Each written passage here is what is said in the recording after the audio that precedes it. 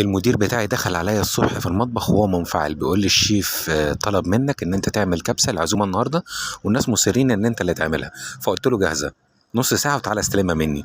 رحت جايب حله وحاطط فيها معلقه سمنه ومعلقها شويه زيت، ورحت جايب بصلتين وشويه فلفل اخضر وفلفلايه حمراء حاميه، ورحت منزلهم كده وشوحتهم في قلب الطاسه في قلب الحله، وشوحتهم كويس قوي لحد ما الميه بتاعه البصل نزلت منه. وبعدين جبت البهارات بتاعتي اللي انا مجملها على ايدي، جبت كاري وكركم وشويه بابريكا وشويه شطه صغيرين مع فلفل حصى وقرنفل وحبهان وعودين قرفه، وقعدت اقلب زي ما انتم شايفين كده لحد ما اللون بتاعها اتغير واتحمصت كل التوابل معايا في قلب النار. صلوا على النبي كده يا جماعه.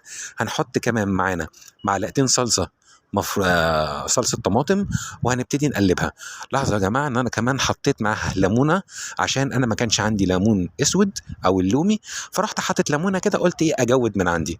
وكان عندي شويه لحمه متبقيين من عزومه قبل كده، رحت مقطعهم ونازل معاهم كمان في قلب الايه الصلصه، ورحت حاطط شويه ميه وسبتهم يغلوا على النار شويه.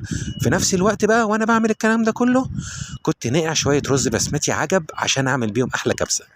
صلوا بقى بينا على النبي.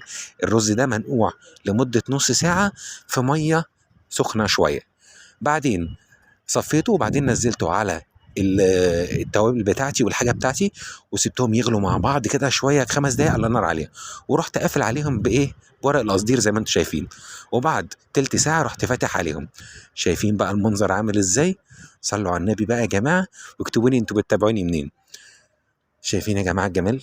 شايفين الرزاية مفلفلة ازاي؟ شايفين مفيش اي حاجه متكتله وشكلها تحفه.